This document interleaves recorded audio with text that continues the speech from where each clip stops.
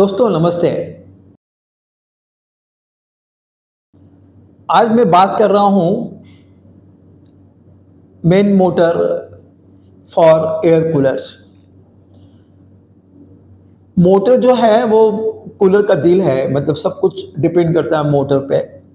Normally cooler में single phase induction motor ही use में आती है। कुछ कमर्शियल कूलर्स और इंडस्ट्रियल कूलर्स में 3 फेस की मोटर भी यूज़ की जाती है। जो सिंगल फेस इंडक्शन मोटर होती है उसमें most of the motors are made of aluminium wire और and nowadays they use ball bearing. बहुत कम मोटर है जिसमें अब बुश बियरिंग यूज़ होती है। बॉल बियरिंग से मोटर की क्वालिटी बेटर हो जाती है, साउंड लेवल कम हो जाता है और स्मूथ हो जाती है परफॉर्मेंस के पॉइंट ऑफ व्यू से। और aluminium is good conductor of electricity. और आपने पाया होगा कि कई बार हाई टेंशन पावर लाइंस होती है वो भी एल्यूमिनियम वायर की बनती है। तो ये जो एल्यूमिनियम और कॉपर का जो कन्फ्यूज़न है वो मोस्टली सेटल हो गया है कि एल्यूमिनियम की मोटर भी उतनी ही अच्छी है जितनी कॉपर की मोटर है।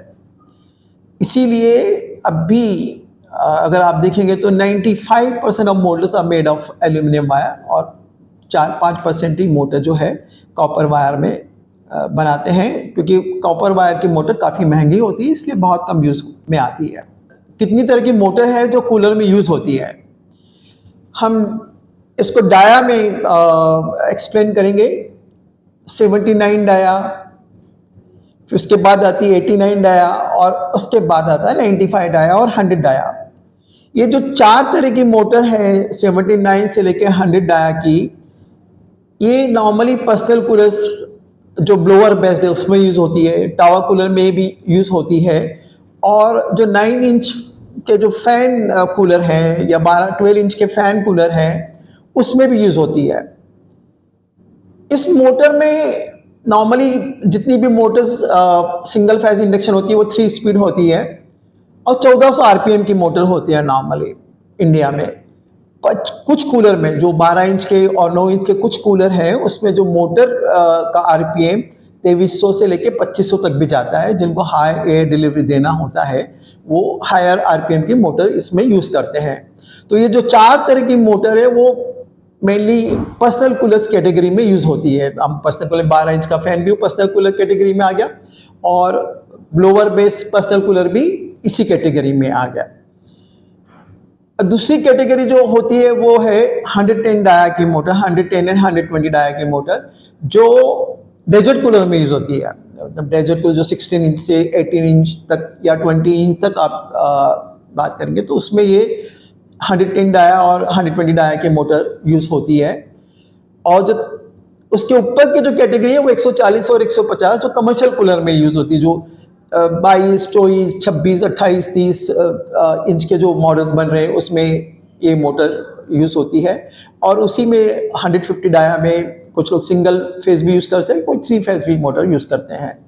और उससे बड़ी मोटर जो बनती है वो इंडस्ट्रियल कूलर में जाती है, जो डक्टेड कूलर होते हैं, जो जिसमें जो फैक्ट्री को कूलिंग करने के लिए और जहाँ डक्ट यूज़ में होता है वो मोटर उधर जाती है।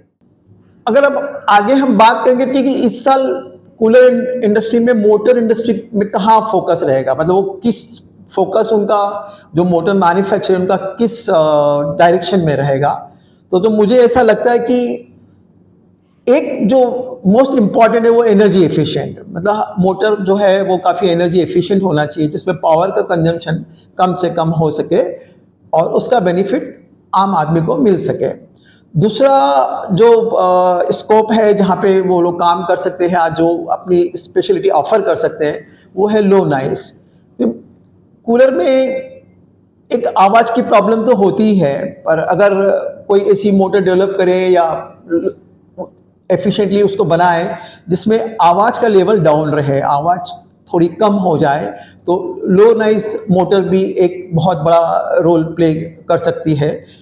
और जो थर्ड जो मुझे लगता है वो हाई रिलायबिलिटी, जो मोटर की रिलायबिलिटी बहुत इंपॉर्टेंट है, क्योंकि उसकी आज मतलब कुछ सप्लायर है जो 2 साल की वारंटी देते हैं, कुछ सप्लायर है जो 5 साल की भी वारंटी देते हैं। तो मोटर की जो रिलायबिलिटी है, अगर कूलर की लाइफ साइकिल से मैच हो जाए, जो नॉर्मली एक प्लास्टिक बॉडी का कूलर 5 साल चलता है, 3 से 5 साल, और 3 से 5 साल मोटर चले, तो वो अपने आप में एक बहुत प्लस पॉइंट हो जाएगा। तो उसकी reliability is also very very important motor की। और जो चौथा है वो कॉस्ट इफेक्टिव है, कैसे हम लोग उस मोटर की कॉस्ट को कम कर सकते हैं, क्योंकि एक प्रेशर तो है प्राइसिंग फ्रंट पे सभी पूरे मार्केट में, पूरे कूलर इंडस्ट्री में, जहाँ पे cost is also playing a very major role. और मोटर में भी देखा जाता है कि कहीं बहुत फर्क रहता है, मतलब कहीं पे भी आपको, मैंने पाया है कि कम से कम 20% की कॉस्ट का फर्क होता है फ्रॉम सप्लायर टू सप्लायर। सो बहुत इंपॉर्टेंट एस्पेक्ट है कि अच्छी मोटर, रिलायबल मोटर और कॉस्ट इफेक्टिव मोटर ढूंढी जाए। अब जो एक और पॉइंट जो मुझे लगता है कि क्या डेवलपमेंट हो सकता है मोटर इंडस्ट्री में, तो एक जो सबसे इम्पॉर्टेंट है और जो मेरे हिसाब से बहुत मेजर रोल प्ले करेगा फ्यूचर में, वो है sealed motor, moisture proof motor for long durability. Cooler में सबसे बड़ी प्रॉब्लम होती है कि मॉइस्चर जो है वो चारों तरफ रहता है कूलर के अंदर, जो हनीकॉम्ब से आता है वो भी मोटर पे जाता है, सभी जाता है। कई ऐसी मोटर होती है मॉइस्चर जो है वो उसके कारण मोटर डैमेज हो जाती है, उसका बाइंडिंग खराब हो जाता है, साउंड लेवल बढ़ जाता है। तो अब मोटर का डेवलपमेंट उस डायरेक्शन में होना चाहिए जहाँ पे मोटर मॉइस्चर से बिल्कुल अफेक्टेड नहीं हो, तो उनको बोलते हैं हम लोग सील्ड मोटर है। जो सील्ड मोटर का मार्केट मेरे को लगता है काफ़ी बढ़ेगा। सी पर्पस ऑफ द मोटर होना चाहिए कि जितनी लाइफ टाइम एक कूलर की है उतनी ही लाइफ टाइम हम मोटर की दे सकते हैं क्या।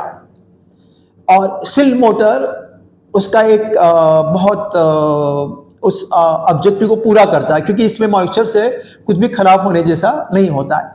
तो एक सील्ड मोटर में बहुत बड़ा डेवलपमेंट हो सकता है मार्केट में। और दूसरा है BLDC टेक्नोलॉजी, जो लो पावर कंजम्पशन बेस्ड होती है, और जैसे पावर का कंजम्पशन कम हो जाता है। और दूसरा एडवांटेज कि उसमें स्पीड का वेरिएशन मिल जाता है, मतलब आप नंबर ऑफ स्पीड्स उसमें बढ़ा सकते हैं। तो ये दो बड़े डेवलपमेंट मोटर इंडस्ट्री में हो सकते हैं और सभी को इस पर फोकस करना चाहिए। यही बात है जो मैंने आपको बताई। अगर आपको अच्छी लगे तो ज़रूर कमेंट करिएगा। Thank you very much.